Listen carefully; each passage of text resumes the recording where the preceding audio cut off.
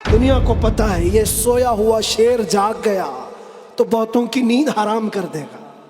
جتنے کتے ہیں سب بل میں چلے جائیں گے. حقیقت ہے جتنے کتے ہیں سب بل میں چلے جائیں. اور مجھے لوگ یہ کہتے ہیں کہ ڈر لگتا ہے، پھر آپ کتا کہہ رہے ہیں. میرے عزیزو، ہم ہندوستان میں رہتے ہیں، ہماری ہر گلی کوچے میں کتا ہوتا ہی ہے. مجھ سے باضابطہ طریقے سے سوال جواب کر رہے تھے، آپ تقریر میں اس طرح سے کہہ رہے ہو، کتا کہہ رہے ہو، کتا کہہ رہے ہو. میں نے کہا کس کو کہہ رہے ہو؟ میں نے کہا کتے کو کتا کہا. کس کو کہا جائے گا؟ ہم کتے کو کتا نہ کہیں تو آپ بولے ٹامی بولے. عزیزان گرامی وقار، یہ رونا کب تک روتے رہو گے؟ یہ ہماری جائیدادیں لوٹ رہے ہیں، یہ ہمارے وقت کی املاک کو ہڑپ کرنے جا رہے ہیں.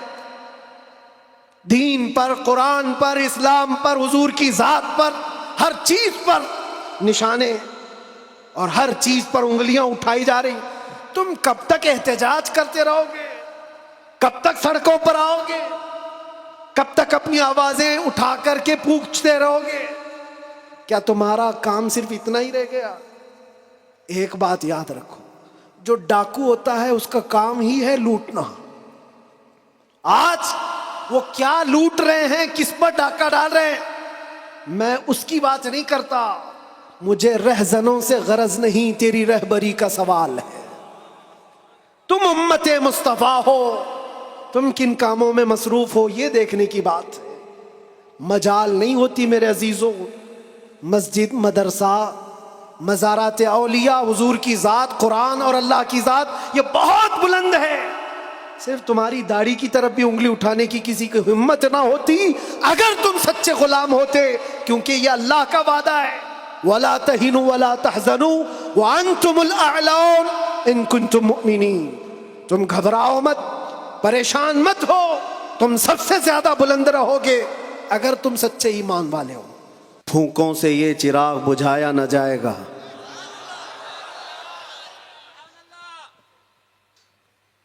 میرے عزیزو، یہاں سے ہم اپنی گفتگو کا آغاز کرتے ہیں. ہماری یہاں پر اتنے لمبے سفر کر کے آنے کی ضرورت نہیں ہوتی، اور میں یہ جانتا ہوں کہ لوگ سننا کم اور دیکھنا زیادہ چاہتے ہیں. اور اس کی وجہ بھی ہے کہ دنیا اپنے اپنے حساب کے مجرے کرنے والے سیلیبریٹیز کو دیکھتی ہے، تو یہ امت محمدیہ ہے، نبی کے قیدی کو دیکھنا چاہتی ہے. ظاہر سی بات ہے، جیل سے چھوٹنے کے بعد آدمی چہرہ چھپا کے گھومتا ہے. ہوتا ایسی ہی ہے، جیل کاٹ کے آیا ہے، سزا کاٹ کے آیا ہے، لوگ اس کو دیکھ کر کے تانے مار رہے ہوتے ہیں اور وہ منہ چھپا کر گھوم رہا ہوتا ہے. لیکن یہ قانون ہر جگہ فٹ نہیں ہوتا. وہ اور ہوتے ہیں جو چہرہ چھپا کے گھومتے ہیں، جو نبی کے نام پر جاتے ہیں، وہ یہاں بھی چہرہ اٹھا کے جیتے ہیں، اور انشاءاللہ قیامت کے دن بھی چہرہ ان کا سرخرو رہے گا. اس لیے کہ اقبال نے بہت اچھی بات کہی، آبروئے ما زنا میں مصطفیٰ است. ہم سب کی عزت و آبرو مصطفیٰ کے نام سے وابستہ ہے. اور اللہ کریم قرآن عظیم میں ارشاد فرماتا ہے، وَلِلَّهِ الْعِزَّةُ وَلِرَسُولِهِ وَلِلْمُؤْمِنِينَ.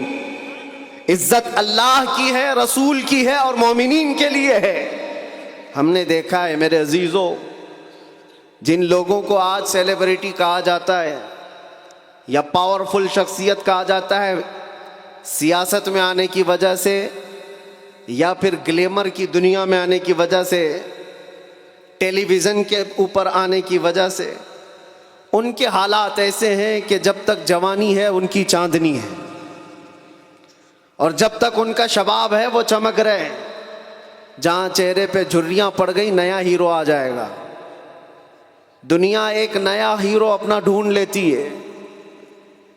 اور یہ دنیاوی حسن و جمال پر اترانے والوں کی زیادہ لائف نہیں ہوتی، وہ برقرار نہیں رہ سکتے، نہ ہی سیاست کی کرسی پر بیٹھ کر کے اقتدار جمانے والے، ہم نے ان کو بھی دیکھا ہے، نئی پارٹی آئی اور بوڑھے کو سائیڈ میں لگا دیا گیا۔ اب بوڑھوں کو کوئی پوچھتا بھی نہیں ہے، 40 سال بیچارے خدمت کرتے رہے اور آج ریٹائرمنٹ کی کربناک زندگی گزارنے پر مجبور ہو گئے۔ لیکن یہ مصطفیٰ کی غلامی کی دنیا الگ ہے۔ یہاں حضور پاک صلی اللہ تعالیٰ علیہ وسلم کا غلام ایک عالم دین جتنا بوڑھا ہوتا جاتا ہے اتنی عزت اس کی بڑھتی چلی جاتی۔ یہاں بوڑھوں کی عزت کم نہیں ہوتی، بلکہ اس کو بوڑھا کہاں کہتے ہیں؟ جوان بیٹھے ہوتے ہیں لیکن بوڑھے عالم دین کو فیصل بنا کر بٹھاتے ہیں۔ جو زیادہ عمر والا ہو گیا، وہ تجربے والا زیادہ ہو گیا، اس کی عزت بڑھتی چلی گئی، اس لیے کہ یہ عزت پاؤڈر لالی کی عزت نہیں ہے، یہ میرے مصطفیٰ کے قدموں سے حاصل کی ہوئی عزت ہے۔ ہم نے دیکھا ہے مرشد گرامی حضور تاج الشریعہ بدر الطریقہ کو عمر 75 سال کی ہو گئی، بڑھاپا تھا، لیکن ایک جگہ انہیں بٹھا دیا جائے اور لاکھوں کو ایک طرف، دنیا لاکھوں کو دیکھنا چھوڑ دے گی، اس ایک مرد قلندر پر دیکھتی رہ جائے۔ کیا یہ حقیقت نہیں؟ ان کو دیکھی ہوئی آنکھیں موجود ہوں گی۔ وہ حسن و جمال نبی پاک صلی اللہ تعالیٰ علیہ وسلم کی غلامی سے حاصل کیا ہوا حسن و جمال ہے۔ اسی لیے میرے عزیزو یاد رکھو، اسی بات پر میں کہتا ہوں، آبرو ما زنام مصطفیٰ است، ہم سب کی عزت و آبرو مصطفیٰ کے نام سے ہے۔ ہرچے دری دنیا باد مصطفیٰ است، جو کچھ اس دنیا میں ہمارے پاس ہے وہ نبی کے بعد ہے۔ جو بھی رشتہ ناتا ہے، جو بھی تعلق ہے، وہ سب حضور پاک کے بعد ہے۔ نبی سے ہو جو بیگانہ اسے دل سے جدا کر دے، پدر مادر برادر جان و مال ان پر فدا کر دے۔ یہ ایمان کا تقاضا ہے اور ایمان اسی کا نام ہے۔ اور اعلیٰ حضرت امام اہل سنت فاضل بریلوی کیا فرماتے ہیں؟ ایمان کسے کہتے ہیں؟ اس کی دو چند مثالیں آپ کے سامنے رکھتا ہوں، اور جب یہ ایمان آ جائے تو میرے عزیزو، یہ جو آندھیاں چل رہی، یہ جو طوفان آئے ہوئے ہیں، یہ رخ موڑ لیں گے، اس لیے کہ سنا ہے قدسیوں سے میں نے کہ وہ شیر پھر ہوشیار ہوگا۔ اقبال نے کہا تھا، نکل کر کے صحرا سے جس نے الٹ دیا تھا تخت روما کو، سنا ہے قدسیوں سے میں نے کہ وہ شیر پھر ہوشیار ہوگا۔ وہ مکہ کے رہنے والے، مدینہ طیبہ کی چٹائیوں پر بیٹھنے والے، ایک کھجور پر پورا دن اکتفا کرنے والے، پیوند لگے کپڑے پہننے والے، وہ رسول پاک کے غلام، لیکن نکلے تھے مکہ سے پیوند لگے کپڑے بغیر چپل کے، اس وقت کی دو سپر پاور طاقتوں کو گھٹنے ٹیکنے پر مجبور کر دیا تھا۔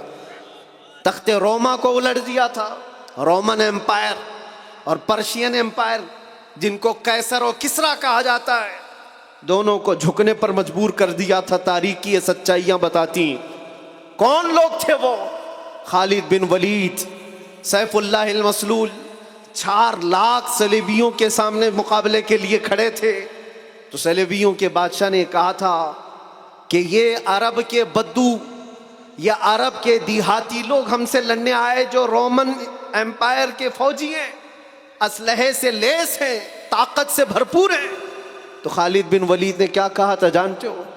آپ نے کہا تھا، رومیو، جس طرح تمہارے فوجی شراب پسند کرتے ہیں، ہم وہ فوج لے کر کے آئے ہیں، تمہاری شراب سے زیادہ ہم شہادت پسند کرتے ہیں۔ یہ وہ لوگ ہیں جو شہادت کے لیے جیتے ہیں۔ عزیزان گرامی وقار، وہ ایمان کامل جب آ جائے تو پھر یہ طوفان اور یہ آندھیاں اپنا رخ موڑ لیں گی۔ آج وجہ یہی ہے، ان سے پھرے جہاں پھرا پھرائی کمی وقار میں، ان کے جو ہم غلام تھے خلق کے پیشوا رہے۔ حضور پاک صلی اللہ تعالیٰ علیہ وسلم کی غلامی سے جہاں کہیں تم منہ پھیرو گے، تھوڑا سا بھی ہٹو گے، عزت نکال لی جائے گی۔ عزت ختم کر دی جائے گی. تمہیں جو مرتبہ ملا ہے وہ خیر امت ہونے کا وہ حضور کی غلامی کی وجہ سے ملا ہے. عمر ابن خطاب رضی اللہ تعالیٰ عنہ 36 لاکھ اسکوائر کلومیٹر پر حکومت کرتے تھے. تب آپ نے یہ نہیں کہا خطاب کا بیٹا عمر اتنے بڑے خطے پر نگران حکومت کر رہا ہے، بلکہ آپ نے کہا تھا ہمیں آج جو عزت ملی ہے وہ حضور کی غلامی کی وجہ سے ملی. وہ فخر یہ کرتے تھے. خالد بن ولید 125 جنگوں میں گئے، ہر جگہ فتح یابی، ہر جگہ فتح. کبھی خالد بن ولید نے یہ نہیں کہا میرے بازوؤں میں وہ طاقت ہے کہ میں ہر پہلوان کو زیر کر دیتا ہوں، جس جنگ میں جاتا ہوں فتح کے جھنڈے گاڑ دیتا ہوں. نہیں، خالد بن ولید کا ایمان تو یہ تھا کہ ان کے سر پر ایک ٹوپی تھی جس میں حضور کے 3 موئے مبارکہ تھے.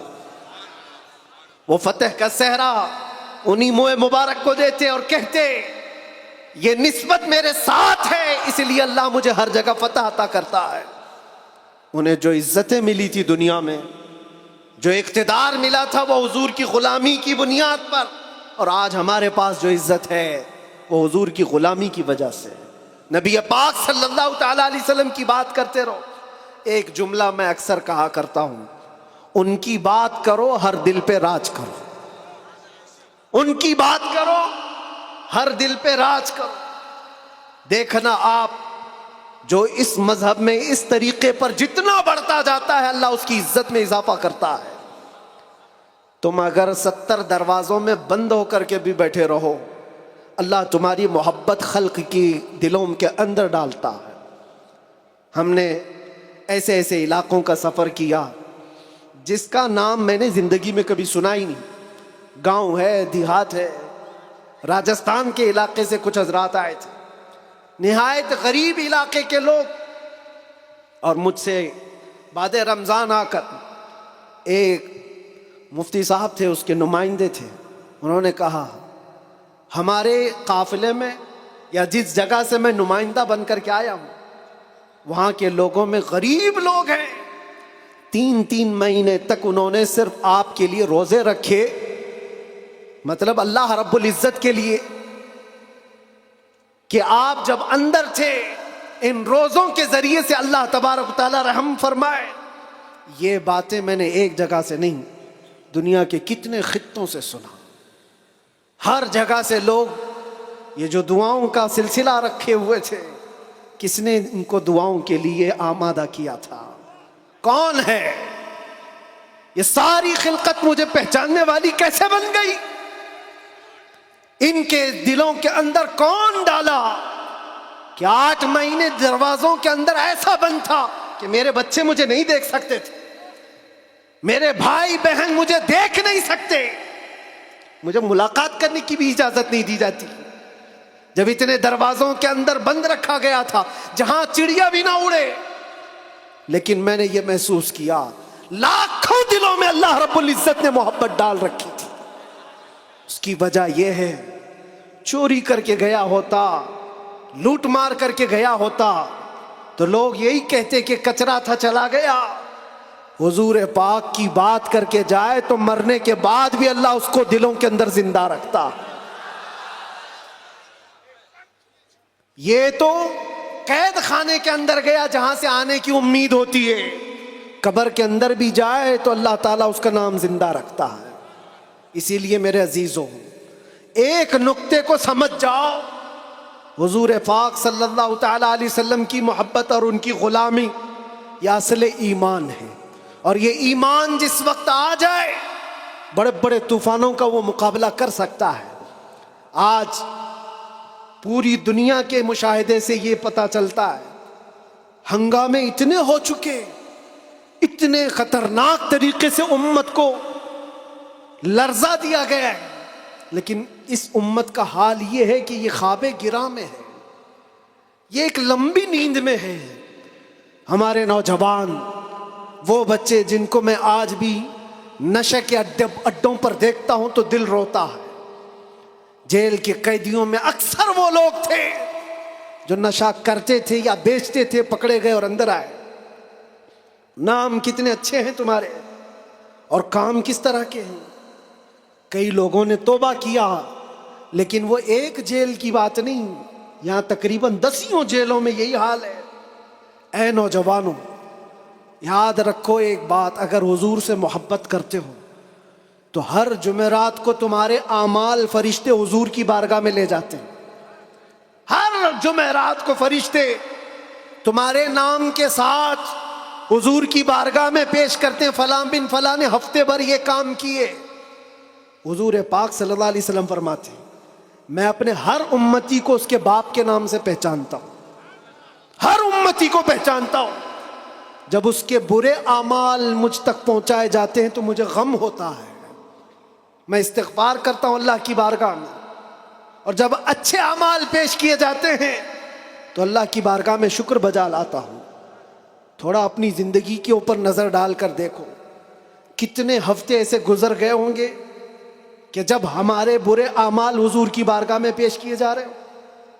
کیا یہ اب بھی بدلنے کا وقت نہیں ہے نوجوانوں؟ دنیا یہ چاہتی ہے کہ تم نشے کے اڈوں میں کھوئے رہو۔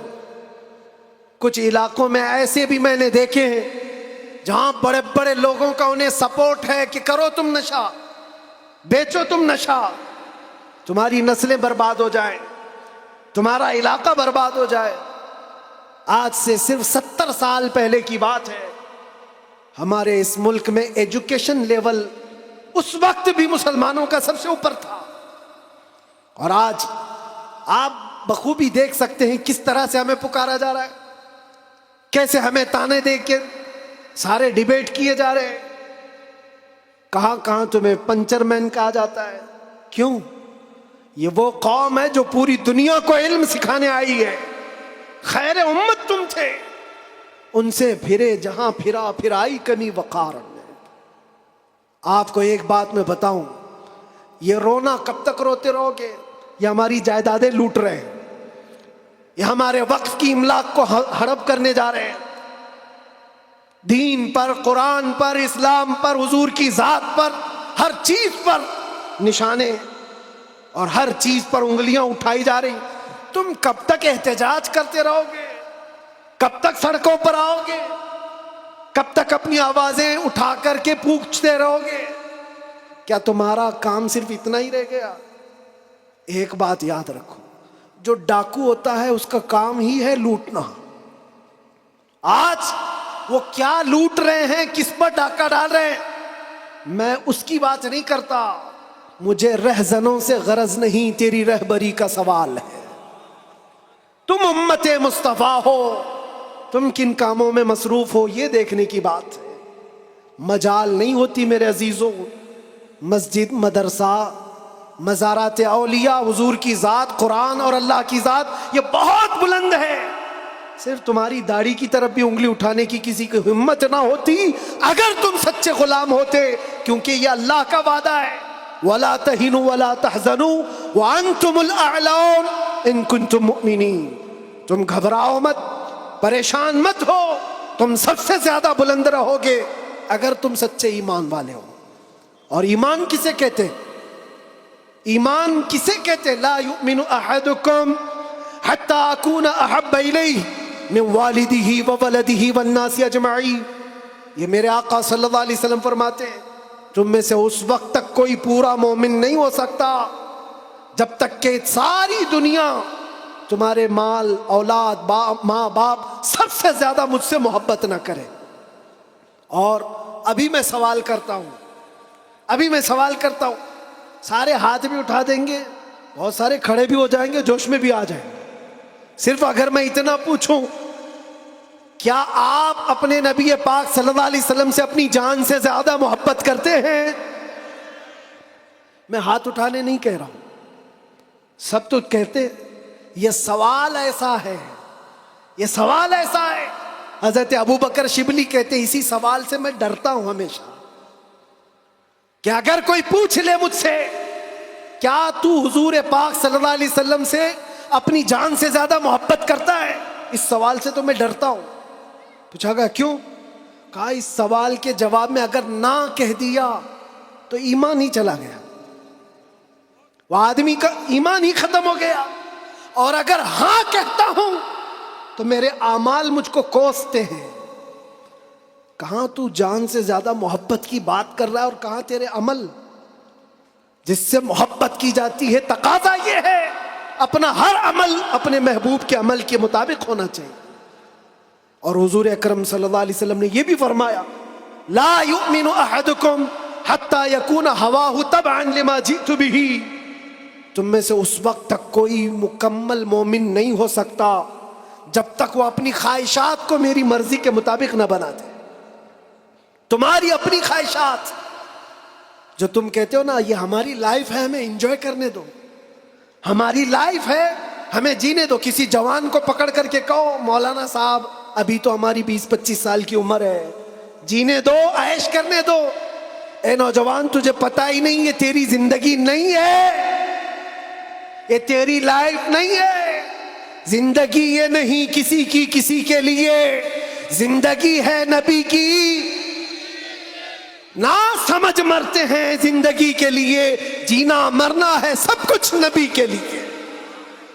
ہماری اپنی زندگی کا ہے, جو ملی ہے زندگی یہ حضور کے لیے ملی ہے, یہ امانت ہے. ابھی آپ نہیں سن رہے تھے امام اہل سنت فاضل بریلوی نے کیا فرمایا؟ جب بندہ اس مقام کو پہنچ جاتا ہے کہ اپنا سب کچھ حضور کے لیے قربان کرتا ہے اور پورا مومن بنتا ہے, تب جا کر کے وہ کہتا ہے یا رسول اللہ دہن میں زبان تمہارے لیے, بدن میں ہے جان تمہارے لیے. ہم آئے یہاں اور اٹھے بھی وہاں. یہ کب کہتا ہے بندہ؟ جب اس کا ایمان مکمل ہو جائے. میرا اپنا کچھ نہیں ہے, جو کچھ ہے وہ حضور کا ہے. دہن میں زبان تمہارے لیے, بدن میں ہے جان تمہارے لیے. ہم آئے یہاں تمہارے لیے, اٹھے بھی وہاں تمہارے لیے. یہ صحابہ کا مسلک تھا میرے عزیزوں. انہوں نے اپنے سارے رشتے حضور پاک کی مرضی پر لا کر ختم کر دیے تھے. سارے رشتے اگر حضور سے جدا ہیں تو ان کا کوئی رشتہ نہیں تھا, کوئی رشتہ نہیں تھا. آج ہمیں اس ایمان کو زندہ کرنا ہے. یہ عہد کر کے جاؤ, بڑے بڑے نعرے لگا کر, بڑے بڑے جلسے کر کے, جلوس کر کے, یا سڑکوں پر آ کر کے اگر تم یہ سوچتے ہو شکتی پردرشن سے بہت کچھ ہو جائے گا, دنیا جھکتی نہیں ہے. انسانوں کے ریلے سے نہیں ڈرایا جا سکتا. ہم نے دیکھا ہے انسانوں کے ریلے سے دنیا نہیں ڈرتی. پاؤں سے معذور لنگڑا بھی ہو لیکن اگر ویل چیئر پر بیٹھ کر لبیک پکارے پورا یورپ ہلنے لگتا ہے.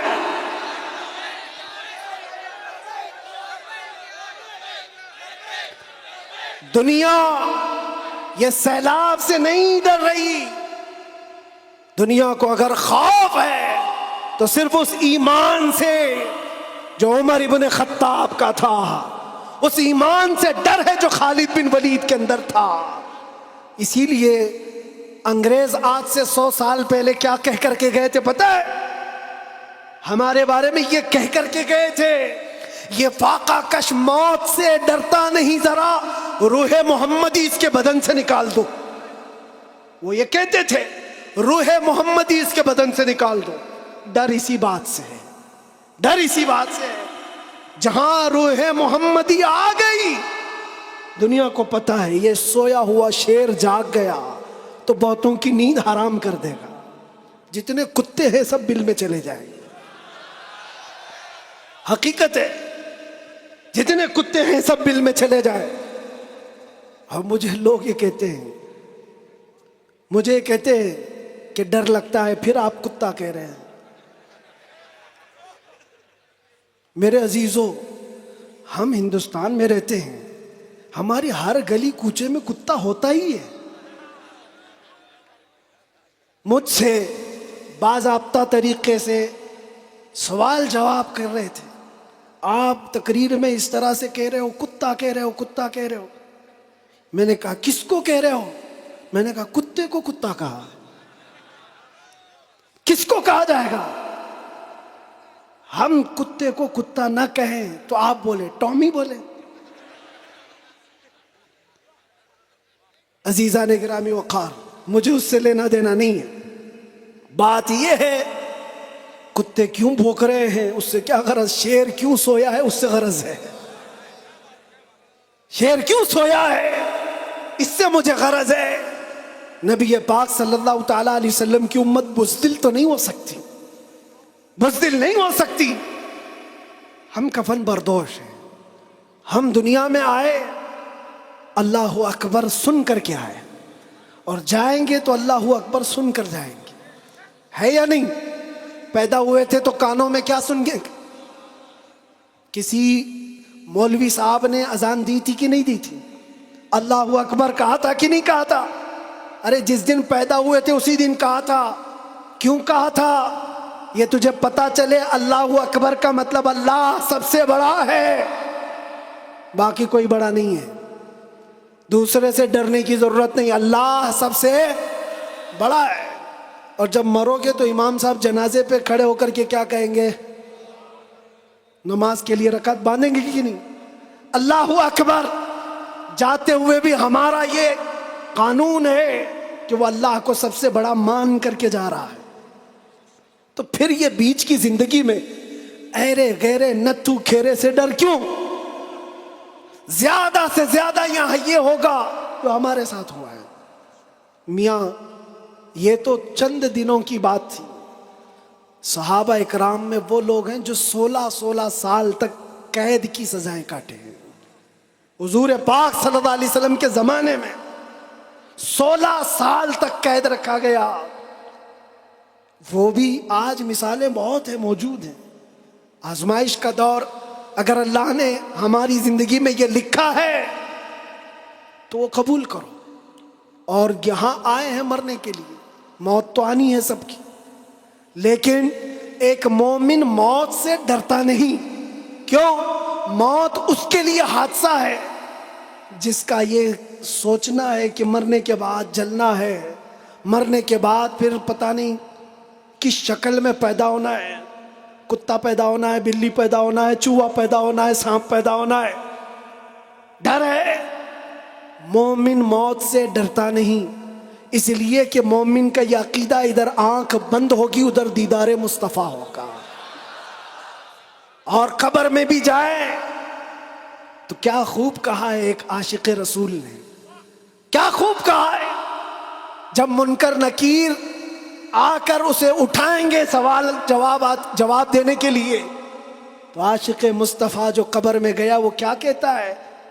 اب تو پائے ناز سے اے فرشتوں کیوں اٹھوں، ارے مر کے پہنچا ہوں یہاں اس دل ربا کے واسطے۔ جس کے لیے مرا تھا وہ بھی تو وہاں ہوں گے۔ بس میرے عزیزو، گفتگو کو سمیٹتے ہوئے میں صرف اتنی بات کہوں گا، ان کے جو ہم غلام تھے، خلق کے پیشوا رہے، ان سے پھرے جہاں پھرائی کمی وقار میں، تمہیں اللہ قرآن میں فرماتا ہے تم باعزت رہو گے، بلند رہو گے، کامیاب رہو گے، شرط یہ ہے کہ ہمیشہ ایمان کے ساتھ رہو، ایمان کے ساتھ رہو۔ اور ایمان کون سا ہے؟ مسجد میں تم سچے ہو گئے، بازار میں جھوٹے ہو گئے، یہ ایمان کا تقاضا نہیں ہے۔ تم تجارت پر بیٹھے ہو، لوگوں کو دھوکہ دے رہے ہو یا پھر چیٹنگ کر رہے ہو، یہ ایمان کا تقاضا نہیں۔ ایک صحابی رسول ہیں حضرت نعمان، ایک ملک گئے، وہ بادشاہ عیسائی تھا۔ جب اسے خبر ملی کہ عرب کے محمد صلی اللہ علیہ وسلم کا ایک سفیر آیا ہوا ہے، ایمبیسیڈر آیا ہے، تو اس بادشاہ نے ریشم کا قالین بچھایا اور سونے کی کلائی کی ہوئی کرسی رکھا ان کے استقبال کے لیے۔ لیکن جب وہ آئے، صحابی رسول حضرت نعمان، اپنی تلوار سے انہوں نے وہ قالین کو ہٹا دی، جو ریشم کا قالین بچھا ہوا تھا ہٹا دیا، کہا میں زمین پر چل کر جاؤں گا۔ پھر جب کرسی دیکھی سونے کی ہے، ہٹا دیا، کہا میں عام کرسی پر بیٹھوں گا۔ بادشاہ نے کہا اتنا ایٹیٹیوڈ ہے، ہم نے آپ کے عزت کے لیے سب کیا تھا، ہم بہت عزت کرتے ہیں آپ کی، محمد صلی اللہ علیہ وسلم کے آپ سفیر بن کر کے آئے۔ اس صحابی نے کیا جواب دیا؟ کہا میں جس نبی کا ماننے والا ہوں، اس نبی نے فرمایا مرد کے لیے ریشم کا استعمال حرام ہے، مرد کے لیے سونے کا استعمال حرام ہے، میں حرام چیز کا استعمال نہیں کر سکتا۔ وہ کہاں تھے؟ دوسرے ملک میں تھے، حضور کہاں ہے؟ مدینے میں۔ بادشاہ نے کہا آپ تو بہت دور ہیں، وہ نبی کے ملک سے کافی دور ہے، یہاں اگر آپ استعمال کر بھی لیں تو کیا خبر؟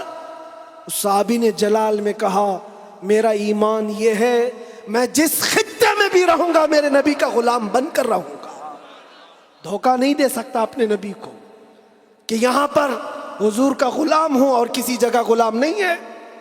آپ سب کی بھی زندگی ایسی ہو کہ دنیا تمہیں کسی بھی جگہ دیکھے تو پہچان لے کہ حضور کا غلام ہے، سچ بولتا ہے، دھوکہ نہیں دیتا، جھوٹ نہیں بولتا۔ یہ تمہاری خصلتیں ہونی چاہیے، تمہاری عادتیں ہونی چاہیے۔ آج اگر کوئی یہ پوچھے نشہ کہاں ملتا ہے تو تمہارے محلے کی طرف کوئی اشارہ نہ کرے، کوئی تمہارے محلے کی طرف نہ آئے۔ سب کی یہ ذمہ داری ہر نوجوان کی کہ جانتے ہو حضور فرماتے تمہارے تلوے میں کانٹا بھی چبھے تو اس کے درد کا مجھے احساس ہوتا ہے، وہ نبی۔ اور تم اگر نشہ کر کر کے اپنے آپ کو تباہ کر لو گے، اپنے آپ کو برباد کر لو گے تو اس رسول کو بھی آپ ٹھیس پہنچا رہے ہو، حضور پاک صلی اللہ تعالی علیہ وسلم کو تکلیف پہنچا رہے ہو۔ بدلو اپنی اس زندگی کو، اور میرا میسج یہی ہے اٹھو وہ گھر نہ حشر نہ ہوگا پھر کبھی، دوڑو کے زمانہ چھال اپنی چل گیا، قوت عشق سے ہر پست کو بالا کر دو، دہر میں نام محمد سے اجالا کر دو، دہر میں نام محمد سے اجالا کر دو۔ اور یہ جو رونا ہے ہمارا، یہ سارے مسئلوں کا حل کیا ہوگا، ہمارا فیوچر کیا ہوگا، ہمارا مستقبل کیا ہوگا؟ ارے اللہ کریم قرآن میں فرمایا ہے، جس سے میں اپنی گفتگو کا آغاز کیا تھا، پھونکوں سے یہ چراغ بجھایا نہ جائے گا، یہ دین اسلام تمہارے اور ہمارے باپ سے چلایا نہیں جائے گا، یہ اللہ کریم کا نظام ہے۔ چنگیز بھی آئے، ہلاکو بھی آئے، بڑے بڑے آئے، سڑے سڑے آئے، اس درخت کو ہلانے کی کوشش کرتے رہے، اور نام و نمود بھی ختم، نام و نمائش بھی ختم، سب چلے گئے، باقی مگر اب تک نام و نشاں ہمارا۔ یونان و مصر و روما سب مٹ گئے جہاں سے، باقی مگر ہے اب تک نام و نشاں ہمارا۔ اقبال نے یہ سچ کہا تھا، توحید کی امانت سینوں میں ہے ہمارے، آسان نہیں مٹانا نام و نشاں ہمارا۔ اس بات کو یاد رکھو، تمہارے مٹ جانے سے، میرے قتل ہو جانے سے اسلام نہیں مٹتا، اسلام ختم نہیں ہوتا۔ اندھے لوگ اگر یہ سوچ کر کے بم برسا رہے ہوں، قتل عام کر رہے ہوں، تو انہیں کان کھول کر سوچ لینا چاہیے، کربلا کی دھرتی پر امام حسین کے پورے خاندان کو قتل کر دیا گیا، اس وقت جب اسلام نہیں رکا تھا، تو اس سیلاب سے کبھی اسلام نہیں رکنے والا، یہ صبح قیامت تک چمکتا دمکتا رہے گا۔ اللہ فرماتا ہے وَلَوْ كَرِهَ الْكَافِرُونَ، اگرچہ کافروں کو اچھا نہ لگے، اللہ تعالیٰ اس دین کو غالب رکھے گا۔ آپ بدلو اپنی زندگی کو، سچے مسلمان بنو، سچے اسلام کی پیروی کرو، تاکہ دنیا کو آج جو یہ پروپیگنڈا پھیلا کر کے سمجھایا جا رہا ہے، اس پروپیگنڈے کو بدل کر کے دکھاؤ کہ نہیں، جھوٹ ہماری خصلت نہیں ہے، بددیانتی ہماری عادت نہیں ہے، بلاತ್ಕಾری ہم میں سے نہیں ہو سکتے، چور چمار ڈاکو نشہ خوری یہ ہم میں نہیں ہو سکتی۔ یہ ساری خصلتوں کو اپنے معاشرے سے دور کر کے پھر ثابت کر کے بتاؤ کہ حضور پاک کا غلام جدھر سے گزرتا ہے خوشبوئیں پھیلا کر جاتا ہے۔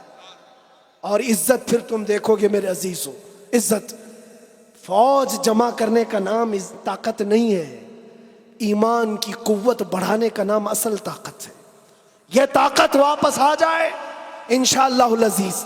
ایک جملہ کہتا ہوں، سنو، کان کھول کر سنو، بہت اچھی بات ہے، یہ میری پوری تقریر کا خلاصہ، لب لباب حاصل کلام۔ کیا کیا چیزیں تمہیں چاہیے، کیا کیا چیزیں چاہیے؟ تخت چاہیے، سیاست چاہیے، قیادت چاہیے، حکومت چاہیے، ایجوکیشن میں مہارت چاہیے، بڑی کامیابی چاہیے، کیا کیا چاہیے؟ زمین چاہیے، جائیداد چاہیے، اوپر تک اڑنا آنا چاہیے، کیا کیا چاہیے؟ سب جمع کر لو، ایک ہی چیز ہے، ایک ہی چیز ہے کی محمد سے وفا تو نے تو ہم تیرے ہیں، یہ جہاں چیز ہے کیا، لوح و قلم تیرے ہیں، لوح و قلم تیرے ہیں۔ اور آج ہم نے محسوس کیا ہے، مجھے کون پہچانتا تھا، میں کس خاندان سے ہوں یہ میٹر نہیں کرتا، میں اپنے باپ کے نام سے، اپنے خاندان کے نام سے یا کوئی سیاسی عہدہ رکھنے کی وجہ سے نہیں پہچانا جاتا، بلکہ اگر پہچانا جاتا ہوں تو صرف اس بنیاد پر جب تک بکے نہ تھے تو کوئی پوچھتا نہ تھا، یا رسول اللہ تم نے خرید کر ہمیں انمول کر دیا، لبیک یا رسول اللہ۔